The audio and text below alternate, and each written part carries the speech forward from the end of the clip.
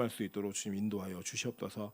함께 하실 것을 믿고 간구하며 예수 그리스도 이름으로 기도합니다. 아멘. 네, 하나님 말씀 보도록 하겠습니다. 디모데후서 1장 1절부터 5절, 3장 10절부터 17절까지 우리 두 군데 말씀 보도록 하겠습니다. 디모데후서 1장 1절부터 5절까지 말씀 교독합니다. 교독합니다. 하나님의 뜻으로 말미암아 그리스도 예수 안에 있는 생명의 약속대로 그리스도 예수의 사도된 바울은 사랑하는 아들 디모데에게 편지하노니 하나님 아버지와 그리스도 예수 우리 주께로부터 은혜와 긍휼과 평강이 내게 있을지어다. 내가 밤낮 간구하는 가운데 쉬지 않고 너를 생각하여 청결한 양심으로 조상적부터 섬겨오는 하나님께 감사하고 내 눈물을 생각하여 너 보기를 원함은 내 기쁨이 가득하게 하려 함이니 합독합니다. 이는 내 속에 거짓이 없는 믿음이 있음을 생각함이라. 이 믿음은 먼저 내 외조모 로이스와 내 어머니 유니게 속에 있더니 내 속에도 있는 줄을 확신하노라. 아멘. 우리 디모데후서 3장 10절부터 같이 교독합니다.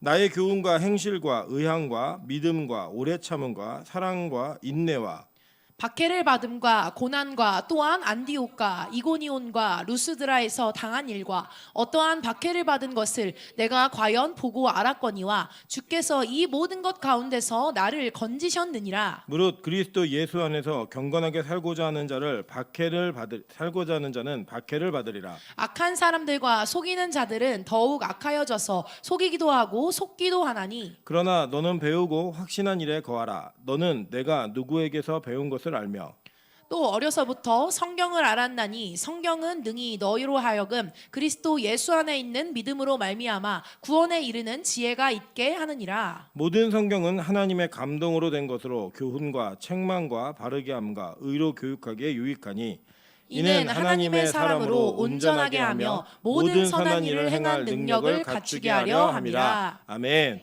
네, 우리 주변에 있는 분들에게 이렇게 한번 인사드리도록 하겠습니다. 당신 때문에 이 밤이 외롭지 않습니다. 네, 앞뒤로도 인사하겠습니다. 당신 때문에 이 밤이 외롭지 않습니다. 네, 오늘은 디모데후서 1장 1절부터 5절, 3장 10절부터 17절까지 말씀을 가지고 가보를 남기다라는 제목으로 하나님 말씀 증거하도록 하겠습니다. 제가 아주 오랜만에 예전에 청년 때 같이 신앙생활하던 집사님과 연결이 되었습니다. 그때는 이제 누나였는데 지금 이제 누나라고 부르기에는 서로 나이가 너무 많이 먹어가지고 집사님이시여요. 집사님이라고 이렇게 불렀는데 이 집사님이 그 골드미스예요. 골드미스인데 이 다니시는 섬기는 교회가 이상하게 골드미스가 없는 교회래요. 그래 우리 교회 오면 좋겠다 이런 생각이 좀 들었어요. 위로가 될 사람들이 많으니까. 그런데 그 가진 되게 신앙도 있고 열정도 있고 또 어려서부터 믿음 생활을 쭉 해오던 분이신데 요 근래에 이제 연락이 되고 또 그 연락 속에서 자기 이야기를 하다가 자기 굉장히 심각한 우울증과 그런 어려움에 시달리고 있다라는 고백을 하시면서 함께 기도해 주기를 원하는 요청을 받았습니다. 제가 기억하던 지금으로부터 한 20년 전이죠. 20년 전에 그 누님 집사님의 모습은 항상 밝고 그리고 사람들을 기쁘게 해주고 유쾌하는 분이었거든요. 그런데 이제 시간이 지나서 이제 20년의 시간이 지나고 난 다음에 보니까 하나님이 온전히 채워지지 않는 삶이 얼마나 외롭고 힘든지를 보여주는 그런 모습으로 서 있더라고요. 저는 개인적으로 많은 대화를 하면서 굉장히 많은 기대감을 좀 갖기도 했습니다. 왜냐하면 제가 이렇게 얘기했어요. 하늘문에 오라고. 하늘문은 외로울 틈이 없다고. 그리고 조만간 오실 거예요. 마침 또 다행히 우리 하늘문에 있는 그 목회자가 목회하고 있는 교회에 다니고 있어가지고요. 오는 게 어렵지 않을 것 같아요. 쉽게 올 수 있을 것 같아요. 제가 그런 생각하면서 이게 느낀 게 뭐였냐면 이런 걸 느꼈습니다. 하나님 우리가 이 땅을 살면서 사람이 기본적으로 채워야 되는 것들이 안 채워지다 보면 굉장히 외롭고 힘들고 아프더라는 거예요. 근데 그분의 상태를 놓고 다른 분과도 대화를 하는데 그분이 말하는 게 뭐냐면 기도하고 말씀 보고 이렇게 하면은 다 해결된다는 거예요. 물론 맞죠. 그 말이 틀렸다는 게 아니라 그게 맞는데 그게 들릴 정도면 우울증에 갈까요 안 갈까요? 안 가요. 여러분 저는 항상 제가 신앙생활에서 하는 딜레마가 뭐였냐면 힘들고 고난당하고 아파서 어려운 사람이 있을 때에 답은 그냥 있어요. 기도해, 말씀 봐, 열심히 예배 드려라고 하는 답은 분명히 있는데 그 답이 그 사람에게 답으로 느껴지면 그 사람이 그 상태까지 갔겠냐고요. 안 가요. 사실은요. 안 가는데 그게 안 들리니까 그 상태까지 간 거예요. 그러면 그 사람에게 무엇을 남겨주고 무엇을 심겨줘야 되는가. 그리고 또 우리는 신앙생활하면서 머리로 아는 답인데 왜 그 답이 항상 흔들림 속에 나타나고 또 흔들리게 되다 보면 답인 줄 알아요. 동의가 안 되는 게 아니에요. 머리는 동의가 되는데 왜 그게 가슴으로 동의가 되지 않는가라고 하는 문제를 우리는 항상 안고 있습니다. 사실은 이 오늘 저는 제가 이 디모데후서를 선택한 것은 우리 사도행전과 맞춰서 하는 내용 중에 제가 에베소에 대한 얘기를 배우고 있잖아요. 근데 그 에베소의 목회자가 누구였다고요? 디모데였어요. 그래서 디모데 전서를 지난 시간에 배웠고 이제 오늘 디모데후서를 보는데 이 디모데후서는 바울이 자신의 유언과 같은 이야기라서 디모데 전서와 후서가 전후서로 붙어 있지만 이 전서의 내용과 후서의 내용은 사뭇 다른 내용들의 이 이미지를 가지고 있고요. 그 분위기가 많이 달라요.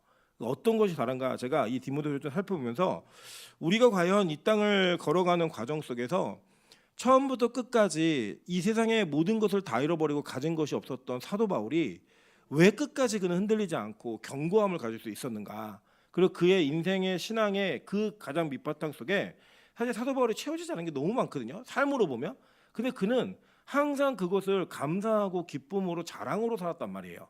왜 그렇게 살 수 있는 비결이 있었는가? 그 내용을 함께 살펴보면서 우리의 신앙생활과 비교해 보면서 우리 점검하고 하나님 앞에 우리가 올바로 서는 모습이 어떤 모습인지를 잘 은혜 속에서 세워가는 귀한 밤 되시기를 주님으로 축원합니다.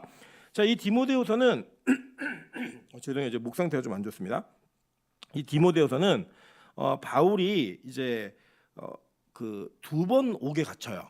이 첫 번째 옥에 갇히는 건 언제냐면 여러분이 알고 계시는 사도행전 28장의 마지막 부분에 그가 구금되어 있다라는 표현들이 있어요. 가택에. 그러니까 뭐냐면 지금으로 얘기하면 우리가 그 감옥에 보내는 사람도 있지만 우리 군사정권 때 가택연금이라 그래가지고 집을 못 벗어나게 하는 그런 그 법적인 제약이 있었던 시대가 있었습니다. 그 똑같아요. 그거하고. 그래서 지금 이 바울의 첫 번째 투옥은 가택연금이었고 그 가택연금 속에서는 많은 사람들을 만날 수 있었어요. 찾아오는 사람들을 만날 수 있었고요. 자기만 그 영역을 벗어나지 않으면 됐어요. 그렇게 있다가 이제 사도행전은 기록이 안 돼 있는데 이 63년경 AD 63년경입니다. 그때 풀려나요. 바울이. 이게 풀려나 가지고 뭘 하냐면 성경에 기록되어 있지 않은 4차 전도 여행을 떠납니다. 이건 역사적으로 거의 사실이에요. 그리고 성경에 이 4차 전도 여행 기간 동안에 사도 바울이 되게 많은 성경을 씁니다. 그 내용들을 이제 나중에 저희가 시간 되면 배울 텐데 오늘 뭐 볼 수 있으면 간략하게 좀 보겠습니다. 그래서 이게 63년부터 66년 정도까지 그러니까 3년 정도를 바울이 전도 여행을 다녀요. 4차 전도 여행을 하는데 목적지가 어디냐면 어딜까요? 목적지. 바울이 가고자 했던 최종적 목적지. 로마. 네. 가까워요. 로마랑 가까워요. 그 당시에 땅 끝으로 여겼던 곳이 어디였죠? 그 당시에?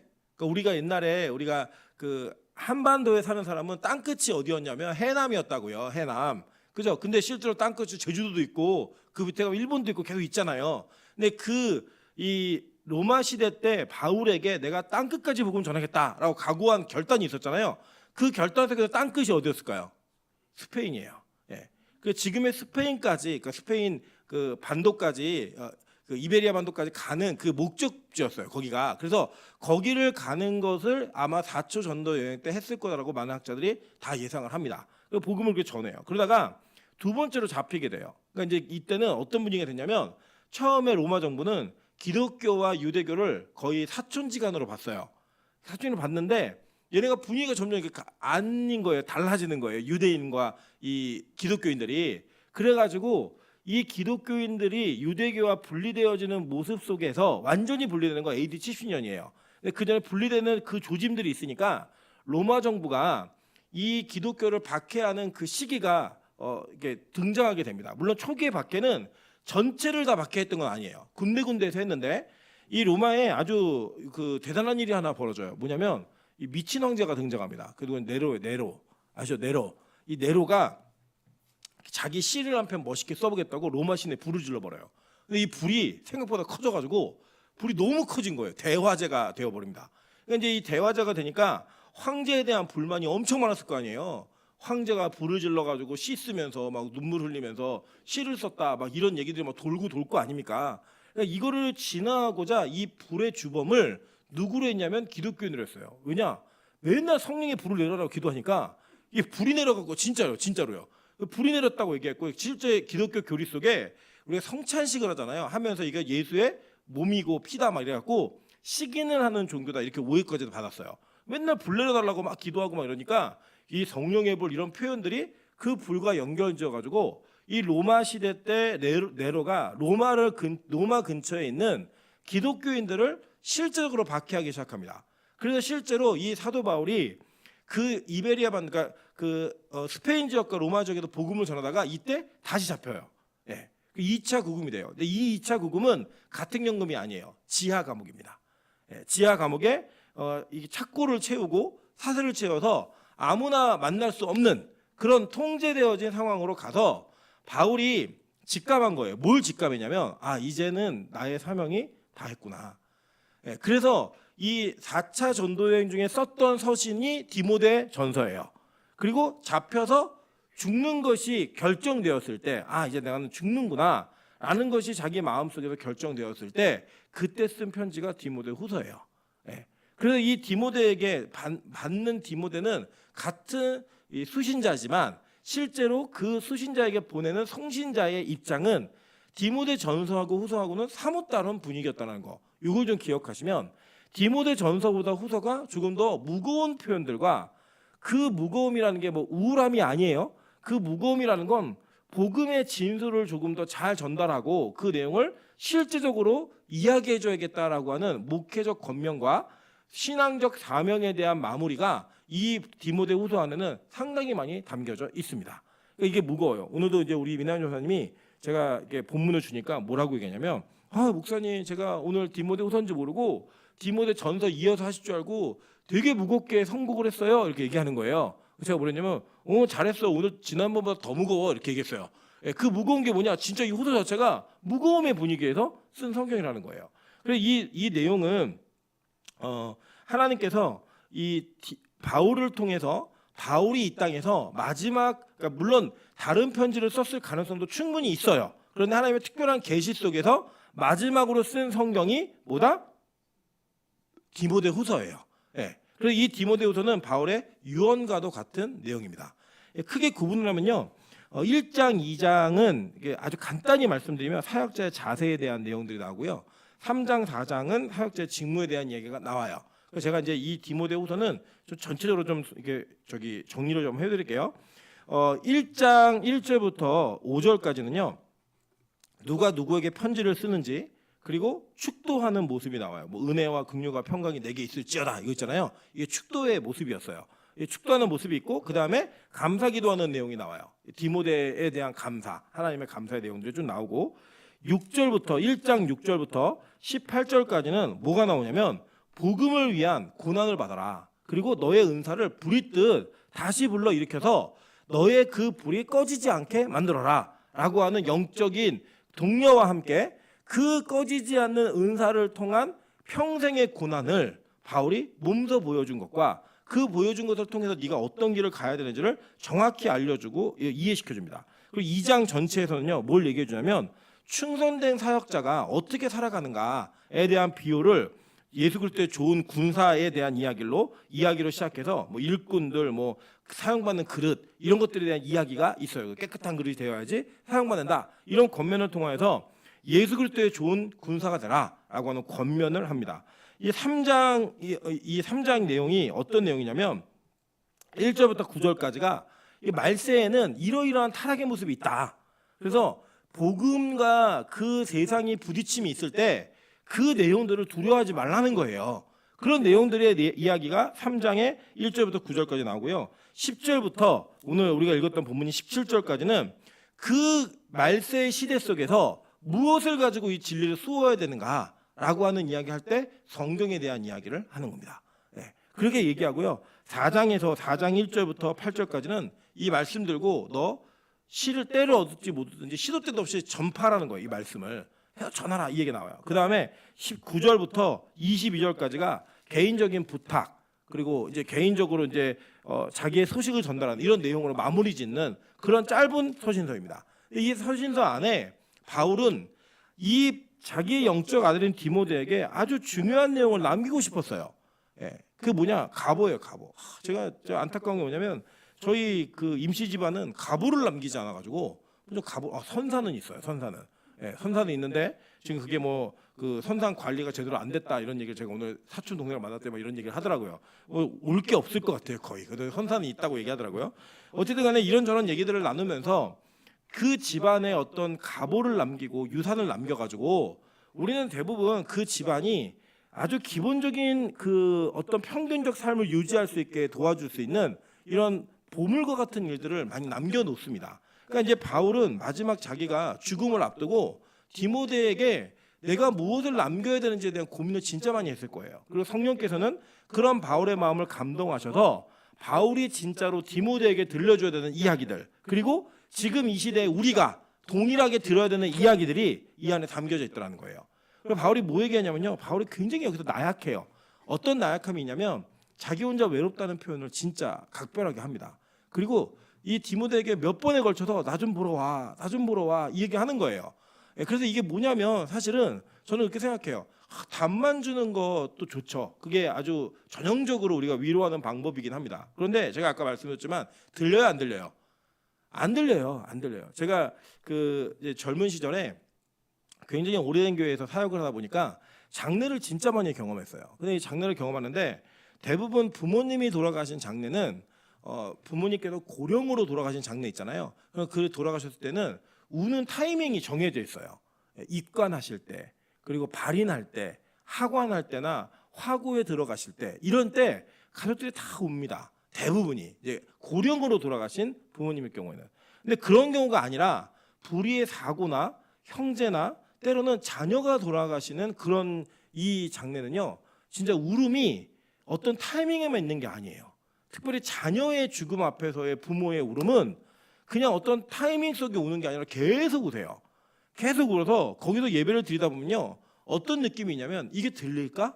이게 저분한테 전달되고 있을까? 물론 외치긴 합니다. 그러나 이게 전달되고 있을까라고 하는 그 어려움의 마음이 저에게도 있어요. 전하는 사람에게도.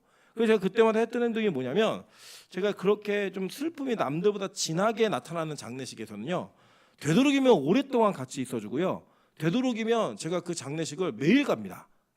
목사의 직분으로 매일 참여했어요. 그냥 같이 있어요, 그냥. 그게 저는 제일 중요한 거라고 생각해요. 그냥 같이 있는 거. 뭐 말을 많이 하고 답을 알죠. 우리가 기도하세요. 예수님만이 소망입니다. 뭐 예수님이 가득 차 있으면 슬프지 않습니다. 다 맞는 말인데 들려요, 안 들려요? 안 들려요. 바울이요, 뭐 그 끝에 그 용장과 같은 그 바울이 디모데에게 계속하는 게 뭐냐면 얼마나 사랑했겠어요, 디모데를.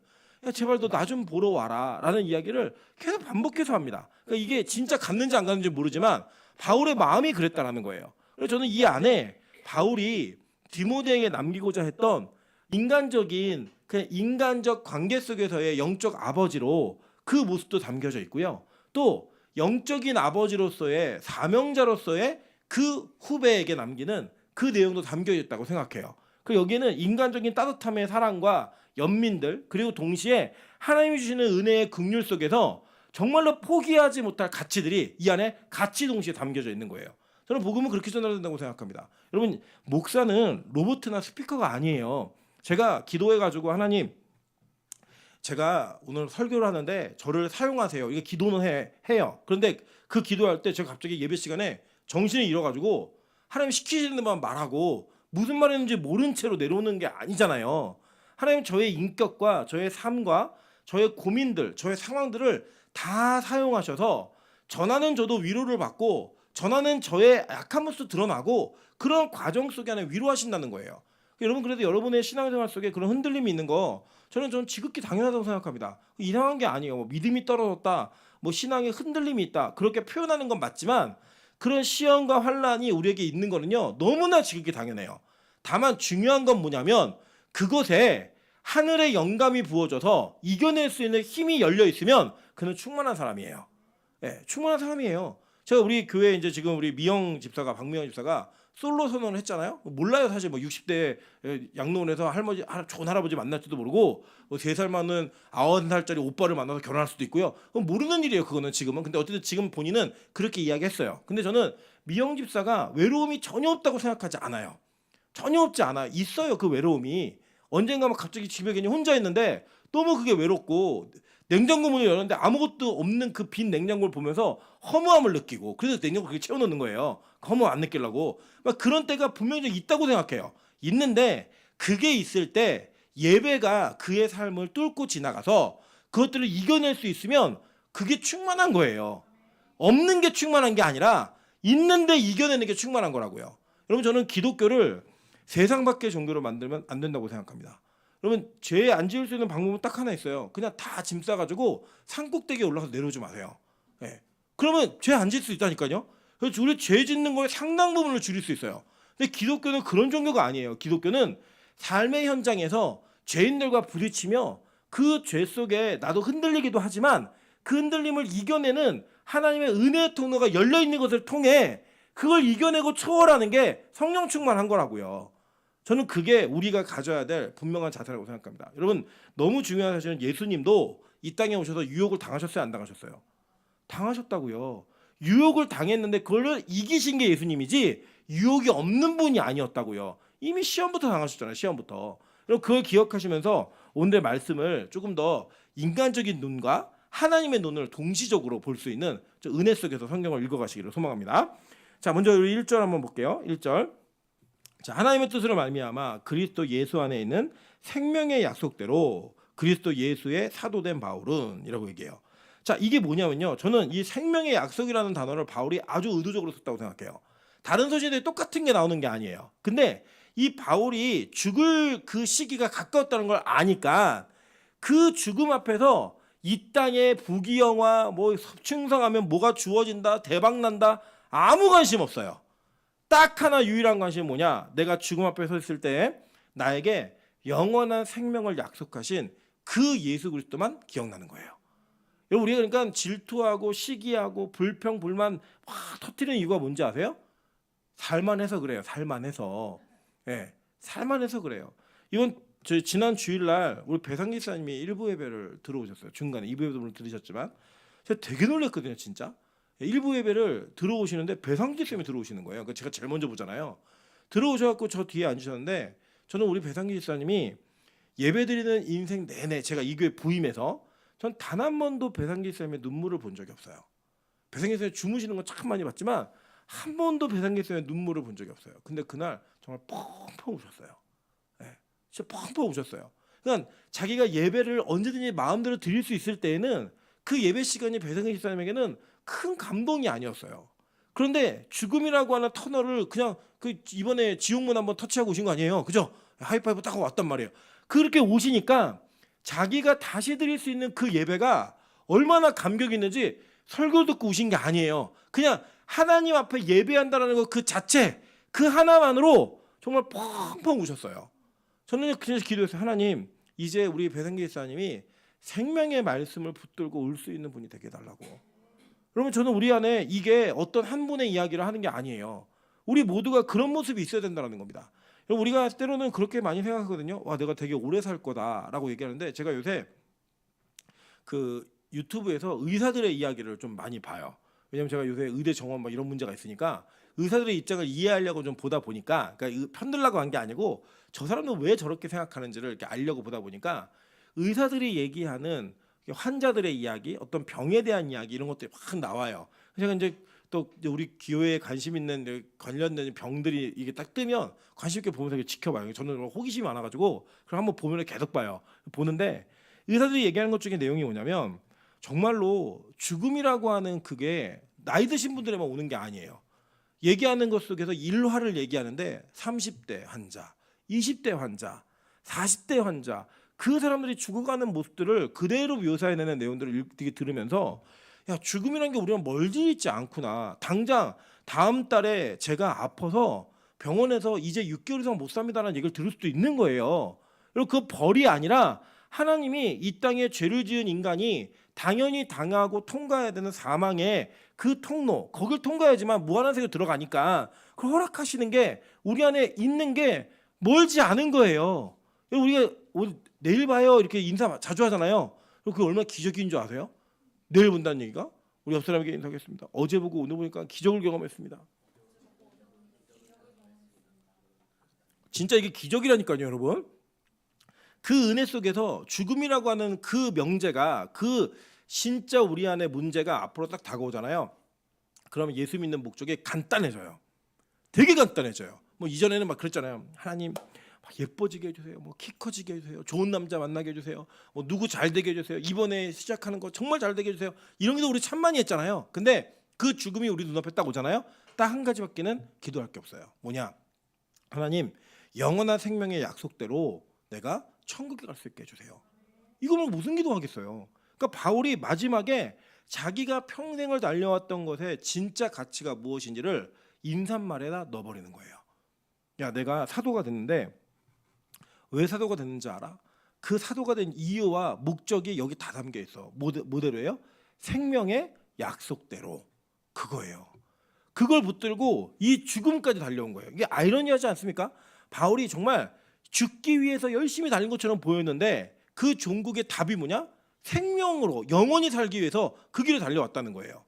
여러분 지금 우리 때로는 죽을 만큼 힘들지 않으세요? 예배 오는 게 그냥 몸이 힘들다기보다는 이 정신적으로 와, 나 정말 힘들다. 오늘은 정말 쉬고 싶은데 오늘은 안 가고 싶은데 괜히 안 가면 안 되겠지라는 그런 마음. 내가 안 가면 오늘 맛있는 걸 먹겠지 뭐 이런 마음 때문에 막 오기도 하고 내가 오늘 안 가면 어떡하지 막 이런 이 생각이 있잖아요. 그래서 막 오잖아요. 그 예배를 오면서 우리는 그 정말 고통이 있지만 그 예배 속에서 발견해야 되는 게 뭐냐면 그래 이게 진짜 생명의 약속의 예배이구나.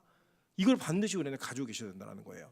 저는요 우리 빛가서공교회가 정말 본질을 벗어나지 않는 은혜가 있기를 소망합니다. 그리고 교회가요 구제도 하고 봉사도 하고 다 해야죠. 다 해야 되지만 이 생명의 약속이 확정되지 않은 분들에게는요 그 아무 의미 없는 자기의예요. 자기의라고 있거든요. 100% 자기의입니다. 하나님의 생명의 약속 안에 있어야지만 그 모든 것들이 이루어지는 것인데 그게 없으면 다 자기 자랑이라고요. 나 얼마 도왔어, 얼마 헌금했어, 얼마나 많이 봉사했는 줄 알아? 이게 뭐예요? 다 자기 자랑이잖아요. 그 자기 자랑하지 않기 위해서는요 우리가 반드시 알아야 될 거 뭐냐? 생명의 약속대로 지금 내가 예배하고 있다요. 바울이 그거 고백한 거예요. 그러면서 얘기합니다. 사랑하는 아들 디모데에게 편지하노니 하나님 아버지와 그리스도 예수 우리 주께로부터 은혜와 긍휼과 평강이 내게 있을지어다 라고 얘기해요. 바울이 다른 교회들한테는 다 은혜와 긍휼 이렇게 두 가지만 얘기했거든요. 근데 꼭 자기 아들한테 쓸 때는 평강을 딱 붙여요. 예, 우리 옆 사람에게 인사하겠습니다. 내가 저 사람은 2개 줬는데 당신은 3개야. 예, 3개예요, 3개. 이 3개 되는 관계가 돼야 돼요. 저는 우리 하나님이 우리 교회에 3개만 했으면 좋겠어요. 3개 그런 은혜가 있었으면 좋겠습니다. 뭐라고 얘기냐면 내가 밤낮 간구하는 가운데 쉬지 않고 너를 생각하여 청결한 양심으로 조상적부터 섬겨오다 하나님께 감사하고 내 눈물을 생각하여 너 보기를 원함은 내 기쁨이 가득하게 하려 함이니라고 얘기해요. 그러니까 이게 디모데가 바울에게 아마도 편지를 썼던 사람을 보냈던 간에 자기의 영적 아버지인 바울이 감옥에 갇혀 있는 것 때문에 굉장히 울었던 것 같아요. 많이 울었고 그것 때문에 많이 힘들었던 것 같아요. 근데 이제 바울이 뭐 얘기하는 거냐면 얘기하는 거예요. 야, 차라리 그러지 말고 보러 와. 보러 오면은 네가 그렇게 울고 힘들었지만 네가 날 보는 순간 기쁨으로 바뀔 거야. 이건 무슨 얘기예요? 야, 나 그렇게 감옥에 갇혀 있다고 힘들지 않아. 나 감옥에 갇혀 있다고 절망 아니야. 걱정하지 마. 아빠 괜찮다. 이 얘기예요. 예. 여러분 우리 가끔 보면요. 이제 우리 주변에 관종인 사람들이 있어요. 관종은 어떤 사람들이냐면 이만큼 다치면 이만큼 다쳤다고 얘기해요. 그래야 누가 사람들이 자기에게 관심을 가지니까. 그막 아야 막 이래요. 이게 왜 그러냐? 그래야 관심을 가지니까. 그렇게 애들이 보통 보면요 넘어졌는데 안 아파요. 근데 이제 사람들이 안 볼 때는 안 울다가 자기를 보기 시작하면 그때 우는 애들이 있어요. 왜 그러냐? 자기 와가지고 자기 케어하라는 거예요. 자기를. 근데 신경 안 쓰면 자기 혼자 툴툴 일어나고 아무렇지도 않거든요. 근데 꼭 관심 받고 싶으면 크게 막 얘기하는 사람이 있어요. 이게 뭐냐면 외로움에서 오는 그 사람의 결핍의 현상이에요. 우리 인간들도 그래요. 우리가 인간이 힘들면 그 힘든 거를 혼자서 감내하는 사람도 있고요. 그 힘든 걸 지나가는 사람도 있는데 이 관종은 그 힘든 거를 꼭 티를 내야 돼요. 그래야 누가 관심 가지니까 내 주변이 나에게 관심을 가지니까 꼭 그걸 티를 내야 되는 사람들이 있어요. 근데 바울을 보세요. 뭐라고 했냐면 야 이게 내가 지금 갇혀 있는데 울지 마 임마. 너 와서 나 한 번만 보면 너 그 눈물이 다 기쁨으로 바뀔 거야. 내가 얼마나 감옥 생활 잘하는 줄 알아? 여기서도 복음 전하고 있고 여기다 너한테 편지 쓰잖아. 이 얘기 하는 거예요. 여러분 저는요 우리 빛가서공교회가 이만한 일을 요만한 일로 만드는 은혜가 있길 소망합니다. 여러분 이스라엘 백성들이 왜 망했는지 아세요?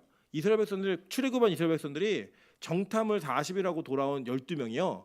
그 땅의 아름다움을 얘기할 때 다 좋아했어요. 다 좋아했는데 그 아름다움을 취하기 위해서 그 안악 자손들을 이겨야 된다는 그 말 한마디에 다 울음바다가 됐습니다.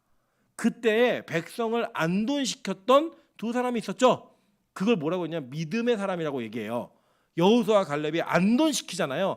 아니야, 하나님이 함께 하시면 저들은 우리의 그냥 밥이야, 이렇게 얘기했다고. 옛날 성경을 보면 저들은 우리의 음식밖에 안 돼. 그냥 아유, 너는 내 밥이야. 우리도 그런 표현이 있잖아요.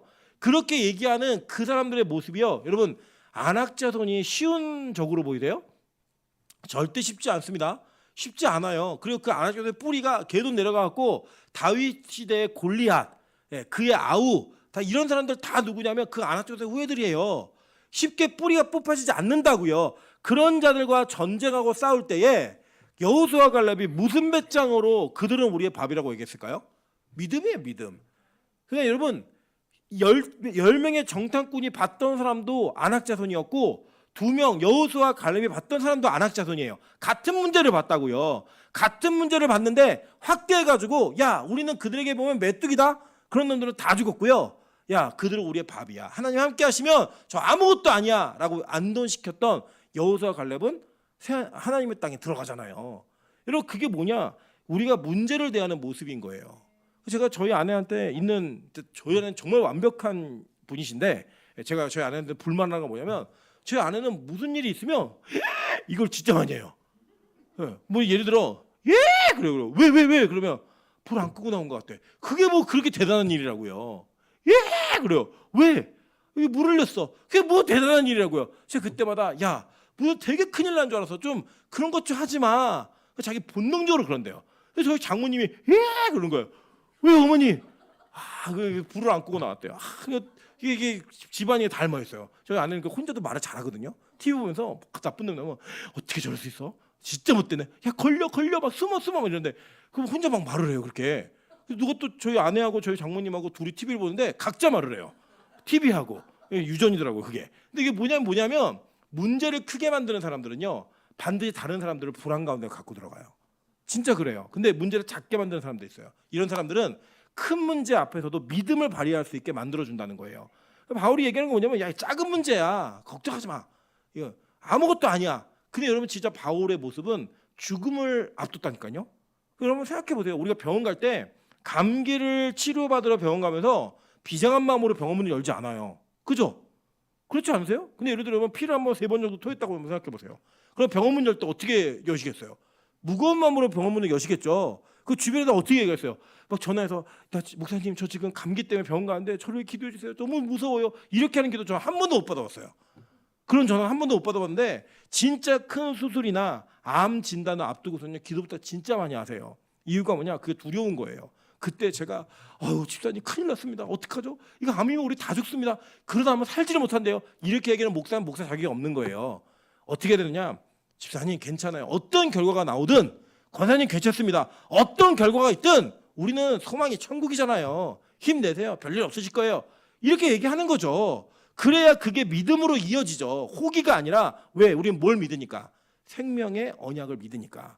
그 약속을 믿으니까. 그렇게 사는 게 기독교인이에요. 그래서 바울은 죽음 앞에서 자기의 영적 아들인 디모데에게 진짜 이 땅에서 의연한 모습으로 세상의 끝을 맞이하는 그 모습을 지금 보이고 있는 거예요.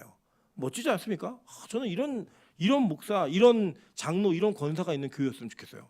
돌아가실 때 여러분 무섭습니다. 나 좀 위해 기도해 주세요. 이렇게 아니라 여러분 천국 갑니다. 저 따라 꼭 같이 천국에서 만납시다. 이러고 돌아가시는 장로님 한 분 나오시면요, 이 교회 부흥합니다. 그리고 그렇게 돌아가시는 권사님 한 분 나오시면요, 이 교회는요 예배에 미쳐 삽니다. 그런 믿음의 유산을 남길 수 있는 그런 은혜가 우리 안에 있어야 된다는 거예요. 그러니까 바울은요 그 믿음의 갑오, 그 믿음이라고 하는 갑오를 영적 아들인 디모데에게 지금 남기고 있는 중인 거예요. 그러면서 이 밤낮 기도하면서 얘기했던 얘기가 뭐냐면 이런 거예요. 이는 내 속에 거짓이 없는 믿음이 있음을 생각함이라.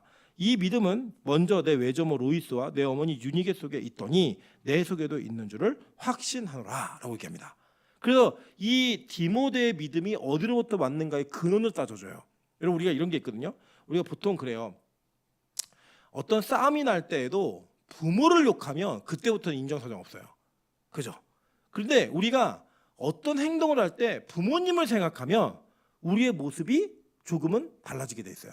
내가 이렇게 하면 우리 아버지 욕먹이는 거야. 내가 이렇게 하면 우리 어머니 욕먹이는 거야. 뭐 이게 있어요. 이게 나쁜 예지만 한국 사회에서는 시집을 온 며느리에게 시어머니가 할 수 있는 최고 욕이 뭐냐면 너 니네 부모한테 뭐 배우고 왔니? 이거예요. 그러니까 그거를 듣기 싫어가지고 며느리들이 참고 견디고 막 이러는 거잖아요. 이랬잖아요 옛날에는. 지금은 배울 만큼 배웠습니다 이래요 며느리들이. 예. 뭐 배우고 왔니? 그럼 좀 배워. 어머니보다 많이 배웠어 이렇게 얘기하는 게 요새 며느리인데, 옛날에 우리 권사님 시대에는 시어머니가 와 그렇게 군박을 줘도 우리 부모 욕 얻어 먹일까봐 그걸 참아내고 견디고 집에다가 얘기 못하고 막 그랬다고요. 그런 것처럼 여러분 이게 뭐냐면 지금 이 디모데에게 너의 믿음은 너가 잘해서가 아니고 너의 외할머니 그리고 너의 어머니로부터 내려온 유산이고 그 믿음이 너네 집안 가보야. 그러니까 그 가보를 위해서 너 열심히 하고 지금 그 믿음의 길을 잘 지켜야 돼 라고 하는 그 권명과 명령을 하고 있는 거예요. 그러면서 뭘 얘기하냐면 한번 보세요. 자, 6절 한번 볼게요. 6절. 그러므로 내가 나의 안수함으로 내 속에 있는 하나님의 은사를 다시 부릴 듯하게 하기 위하여 너로 생각하게 하노니 하나님이 우리에게 주시는 것은 두려워하는 마음이 아니오 오직 능력과 사랑과 절제하는 마음이니 라고 얘기합니다.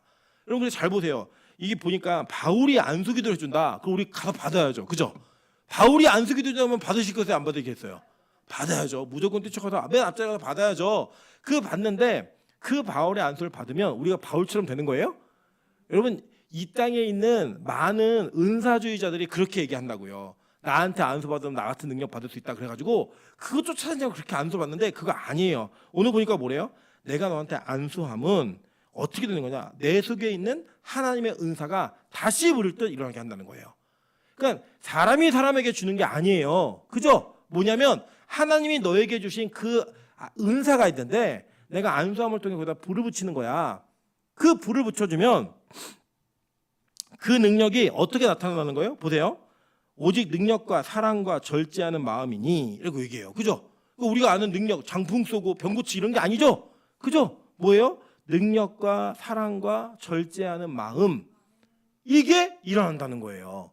그러니까 안수기도를 받으면 여러분 안수기도 받았다고 뭐 내가 안수 10번 받았으니까 나 능력 임해서 아니요. 그런 게 그거 안수 아니에요. 그건 안수 아니고 그거는 여러분 옛날에 무협지에서 나오는 무공에서나 그런 거 하는 거예요. 스승이 죽으면서 내공을 다 전수해주고 죽고 그러면 그 내공 갖고 막 더 그 고차원적인 무술을 익혀갖고 막 남을 때리고 쓰러뜨리고 이런 거에서나 유용한 거지 기독교는 그런 은사가 아닙니다. 기독교는요 그 은사가 우리에게 임하면 하나님의 능력이 나타나고요. 사랑이 나타나요. 그리고 뭐가 나타나요? 절제하는 마음이 나타나요. 제가 일전에도 말씀드렸지만 제가 이렇게 어렸을 적에 막 하는 막 은사적인 기도를 되게 많이 했어요. 하나님, 저기 못생긴 아줌마도 되는데 저도 좀 되게 해주세요. 우리 엄마였어요. 그게. 저 아줌마도 되는데 저도 좀 되게 해주세요. 그럼 막 기도를 하고 그 기도 속에서 받은 은사들이 저에게도 있는데 제가 그 은사를 오로지 하나님의 영광을 위해서만 사용을 못 하더라고요.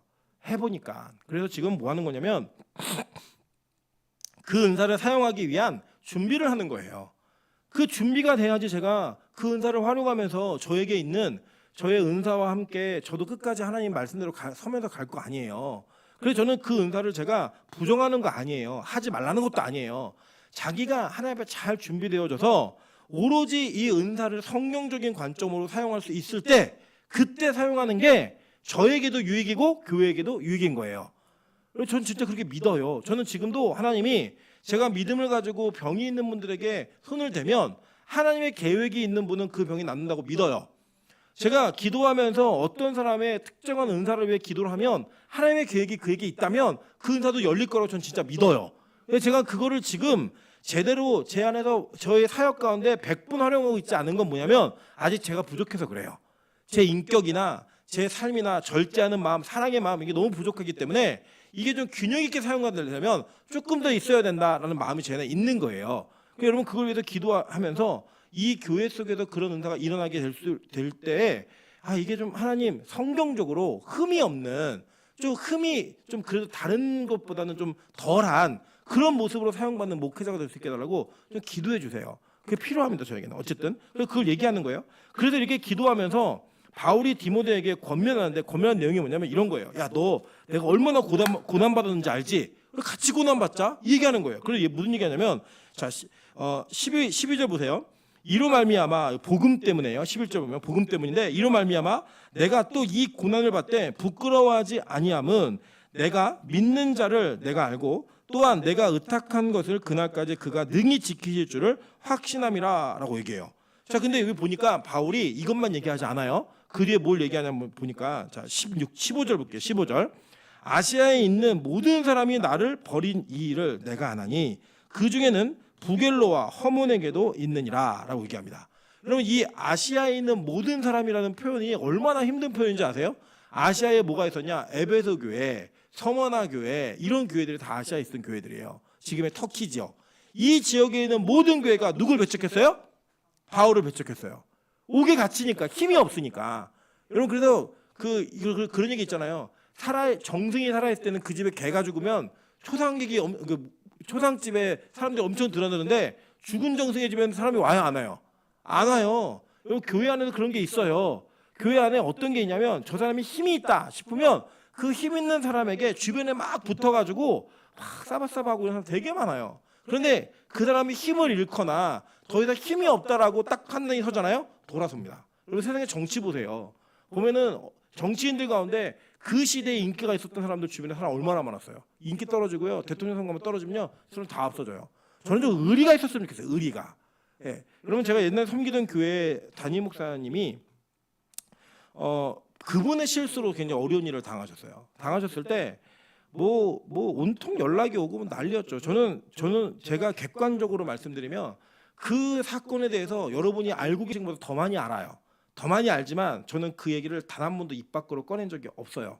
제가 알고 있는 사실을. 왜 그러냐면 저는 거기에 있어서 제가 막 목소리를 높여서 그분이 얼마나 잘못했는지를 막 얘기를 하면 저는 깨끗한 사람처럼 보일 수 있겠죠. 그 순간은.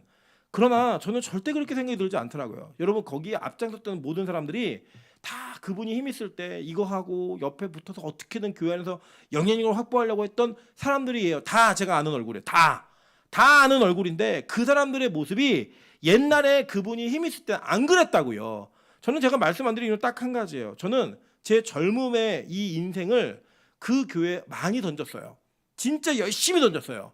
그래서 저는 그 일이 일어난 모든 사건 속에 전 공범이라고 생각해요. 그래서 그걸 누구에게 잘못했다라고 누군가를 손가락질하면서 제가 그것부터 면죄를 받을 수 없다고 생각해요. 하나님의 교회를 만들지 못한, 하나님의 교회가 되게 하지 못한 책임이 저에게도 있죠. 그 교회에서 뭐 최연소 리더, 간사 다 했고 준비위원장 다 했고 그런 뭐 교회 연역에 제 이름이 다 남겨져 있는데 거기 어떻게 제 책임이 없어요. 저는 그거 저희 같이 회개해야 될 문제라고 생각해요. 그래서 얘기 안 하는 거예요. 여러분, 저는 좀 우리 교회가 의리 있는 교회였으면 좋겠어요. 인간적으로도. 예. 좀 누군가 실수할 수 있잖아요. 실수하고 잘못할 수 있잖아요. 그래서 등에 칼 꽂고 모른 척하고 외면하고 이러지 말고요. 얼마나 힘들까? 얼마나 아플까? 얼마나 괴로울까? 여러분, 우리가 손가락질 할 정도로 잘못했으면 본인은 얼마나 죽고 싶겠어요.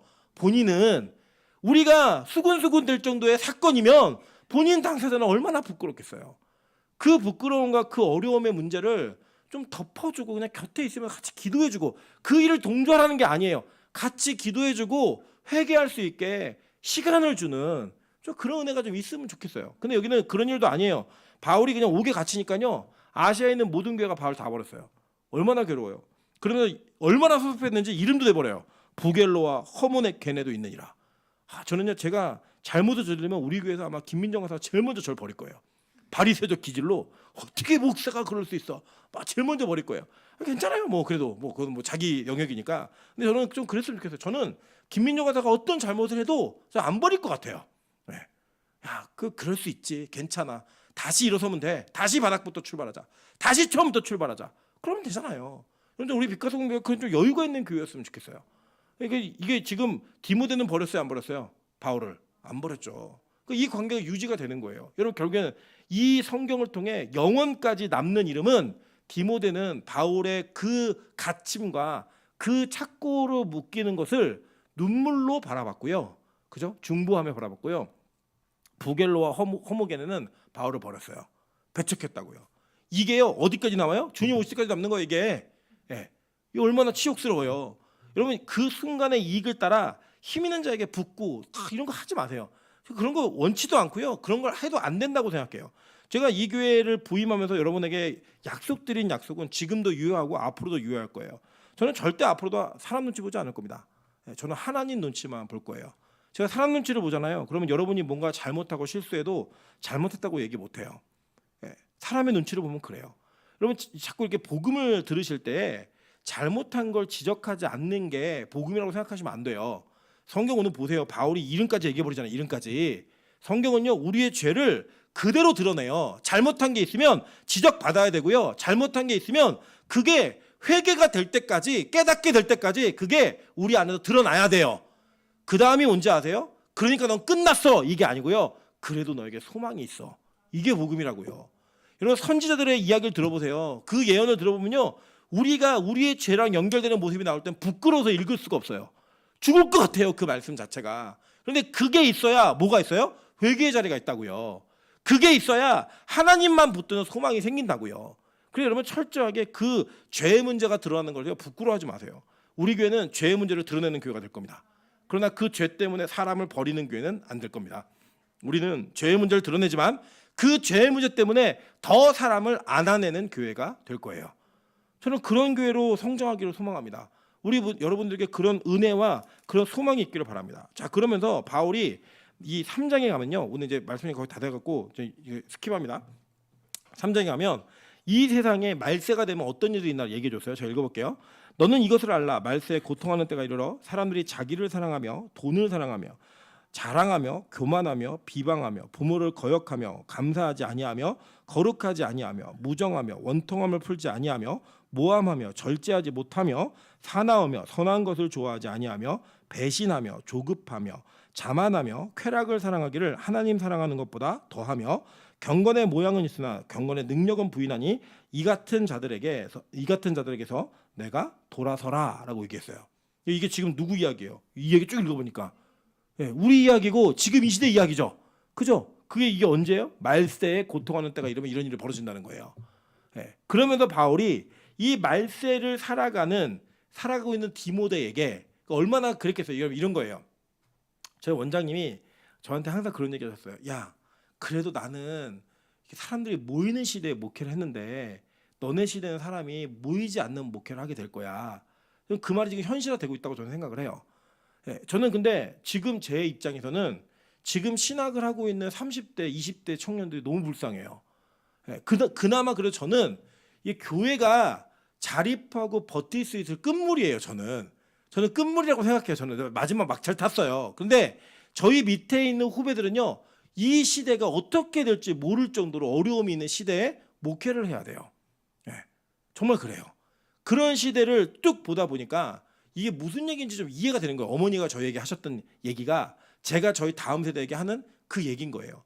요새 저희 둘째가 자꾸 이상한 얘기를 해요. 자기는 할머니하고 아빠처럼 목사가 되고 싶대요. 그러면서 하루는 이렇게 차에서 내리는데 묻는 거예요. 아빠는 목사지. 그래서 응. 아빠 목사님이야. 그래서 응, 아빠 목사님이야. 그럼 할머니도 목사님이야? 응. 할머니도 목사님이야. 그럼 나는 뭐야? 그래서 너는 목사 딸이야. 그랬더니 아니야. 나도 목사님이야. 이러는 거예요. 아니야. 찬이야. 그런 얘기 하면 안 돼. 너 그래 진짜 목사 될 수 있어. 그런 얘기 하면 안 돼. 그랬더니 자기도 목사라는 거야. 아니야. 나도 목사야. 이런 얘기를 해요. 어제는 민정간사가 찬이가 앞으로 목사가 될 것 같다는 거예요. 그래서 너 그런 얘기 하지 말라고. 왜 그런 얘기 하냐고. 저는 저희 둘째 시집도 안 보낼 거지만 목사도 안 되고 싶지 않아요. 제 마음이 그래요. 마음이. 그래서 저는 아직 바울 같은 마음이 없는 거예요. 바울은 자기 영적 아들 디모데가 더 어려운 시대를 할 거 알면서도 너 고난받아. 영적 군사대 막 얘기했거든요. 저는 아직 제 둘째에게 그런 얘기를 못 하겠어요. 그런 얘기 못 하겠고, 야 너는 걸그룹으로 데뷔를 해라. 소속사를 알아보자. 이런 얘기 하고 싶어요. 저희 둘째에게. 그런데 이런 과정 속에서 바울은 자기의 영적 아들인 디모데에게 가보를 남기는데 그게 뭐냐면 성경이었어요. 그래서 이 성경을 설명하는 거예요. 여러분 이 디모데 전서 4장에 보면요. 전서 4장에서 바울이 디모데에게 권면을 합니다. 권면할 때 뭐라고 권면하냐면 이 4장 6절부터 보면요. 야, 내가 이것으로 형제를 깨우치면 이게 뭐냐면 그 뒤에 5절에 하나님의 말씀과 기도로 거룩하여 줌이라 이렇게 얘기했어요. 그죠? 그러니까 말씀과 기도로 사람들을 깨우치래요. 그러면서 12절 보세요. 누구든지 내 연소함을 업신여기지 못하게 하고 오직 말과 행실과 사랑과 믿음과 정절에 있어서 믿는 자에게 본이 되어 내가 이럴 때까지 읽는 것과 뭘 읽겠어요? 성경이죠. 권하는 것과 가르치는 것에 전념하라. 이렇게 얘기했단 말이에요. 그러니까 전서에서도 야 디모데 너 어리잖아. 너 어리지만 네가 이 연소함을 사람들이 업신여기지 못하게 할 수 있는 그 근거 딱 하나야. 너 기도하고 말씀 전하는 전무해. 가르쳐. 권면해. 그러면 너 그거 뛰어넘을 수 있어. 이거 얘기하는 거예요 지금. 그렇게 얘기했던 이 바울이 디모데 후서에서 동일하게 얘기하는 거예요. 야 너 어려서부터 성경 알았지? 그 성경은 능히 너로 하여금 그리스도 예수 안에 있는 믿음으로 말미암아 구원에 이르는 지혜가 있게 해. 그거 전해. 그거 가르쳐. 그 말씀 붙들고 살아. 이 얘기한 거예요. 제가 10년 전에 목회했던 교회에서 어느 집사님께서 이렇게 문자를 주고받았는데 이렇게 얘기하셨어요. 목사님 목회가 어떠세요? 그래서 제가 너무 재밌고 신납니다. 그랬더니 이분이 그러는 거예요. 목사님은 그때도 진취적이었기 때문에 뭘 해도 잘 됐을 거라고 이렇게 얘기하시는 거예요. 제가 이렇게 얘기했어요. 아닙니다. 저는 할 줄 아는 게 성경 가르치고 성경을 전하는 거 외에는 할 줄 아는 게 별로 없어요. 이렇게 들었더니 그분이 뭐라 그러냐. 맞네요. 말씀 그게 답이네요. 그 말이 저에게 큰 위로가 됐습니다. 여러분 이거예요.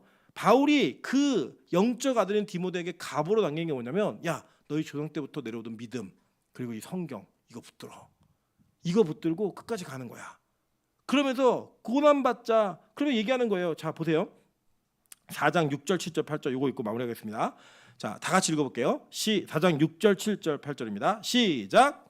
이것으로 형제를 깨우치면 그리스도 아니, 디모데후서 4장 6절 7절 8절이에요. 자 4장 6절 7절 8절 디모데 후서입니다. 자 읽습니다. 시작. 전제와 같이 내가 벌써 부어지고 나의 떠날 시각이 가까웠도다. 나는 선한 싸움을 싸우고 나의 달려갈 길을 마치고 믿음을 지켰으니 이제 후로는 나를 위하여 의의 면류관이 예비되었으므로 주 곧 의로우신 재판장이 그날에 내게 주실 것이며 내게만 아니라 주의 나타나심을 사모하는 모든 자에게도니라. 아멘. 자 이거예요. 바울이 이 고난과 죽음 앞에서도 굴하지 않고 디모데에게 전수했던 그의 집안, 영적 집안의 가보가 뭔지 아세요? 야 천국 소망 이거야. 나 이걸로 끝까지 다 부어지고 내가 선한 싸움을 마치고 나 의의 면류관이 예비된 거 믿어. 그래 지금 이 죽음이 두렵지 않아. 그러니까 너 울지 마. 슬퍼하지 마. 그리고 너도 내 길 따라와. 이거예요. 그럼 멋있지 않습니까? 바울은 자신의 약함이 드러나요. 야 나 너무 춥다. 옷 좀 가지고 와라. 사람들 꼭 보내. 이런 얘기 막 뒤에 써 있어요. 그 육신의 나약함을 그대로 얘기해요. 그러나 그 나약함 속에 나 너무 힘들어. 내가 괜히 이렇게 열심히 뛴 것 같아. 적당히 할 걸. 안 잡히게 도망다닐 걸. 이렇게 얘기하잖아요. 그거 얘기하는 게 뭔지 아세요? 전제와 같이 내가 벌써 부어지고 전제는 다 부어드리는 예배예요. 다 부어지고 나의 떠날 시각이 가까웠다. 나 이제 죽는다. 나 죽는데 나는 선한 싸움을 싸웠고 나의 달려갈 길을 마쳤어. 이 얘기하는 거예요. 저는 이게 되게 부러워요. 제가 마지막에 혹시 그 임종하게 될 때 우리 여기 다 저랑 같이 죽을 것 같네요. 예, 다 보니까 이 저보다 먼저 돌아가시거나 있다면 저는 제가 마지막 죽을 때 이 말씀을 그 장례식장에서 선포할 수 있는 목사가 되길 소망합니다. 다 부었습니다. 하나님 진짜 복음에 올인하고 살았습니다. 라고 얘기하는 인생의 출발을 저는 이 빛과 소금 교회에서부터 했다고 전 믿어요. 그 출발이 죽는 그날까지 저는 그렇게 살고 싶습니다. 여러분 그렇게 살 수 있도록 기도해 주시고 저는 제가 그렇게 사는 것이 너무나 소망하고 있다면 우리도 그렇게 살 수 있다고 믿고요. 우리 성도들도 그렇게 살 거라고 믿어요. 그렇게 같이 걸을 수 있는 은혜가 있길 소망합니다. 이 가보가 이 집안에 있었고요. 이 가보가 지금 디모데에게만 들려지는 게 아니라 누구에게 들려줘야 돼요? 우리에게 들려줘야 돼요. 천국 소망, 그죠? 성경, 믿음, 생명의 약속 이거 붙들고요 가는 거예요. 여러분 귀한 영적 자산을 소유한 믿음의 명문 가문에 소속된 우리 모두가 이 빛과 소금 교회를 믿음의 명문 교회로 만드는 그런 은혜가 있기를 소망합니다. 네, 우리 찬양으로 기도하며 주님 앞에 나가도록 하겠습니다. 나의 부르심 그 길을 따라 한 걸음씩 걸어갈 때에 이 찬양의 고백을 통해서 하나님 우리가 끝까지 그 부르심을 따라 끝까지 걷기를 소망합니다. 좁은 문 좁은 길을 끝까지 걸어서 마지막 진짜로 선한 전제처럼 부음받고 선한 싸움을 다 마친 그런 은혜가 있게 도와달라고 우리 기도하는 마음으로 함께 찬양하며 나가도록 하겠습니다.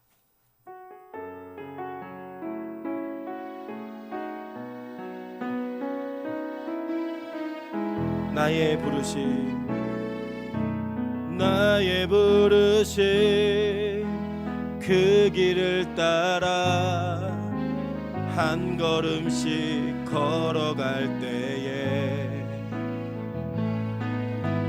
그 길 끝에 날 맞아 주시느니 하나님의 사랑 예수 그리스도 나를 부르신 그 사랑의 음성 내 마음에 들려올 때에 찬송하며 그 음성 따라가리 주를 경배하며 달려가리 나를 부르신 은혜의 길 따라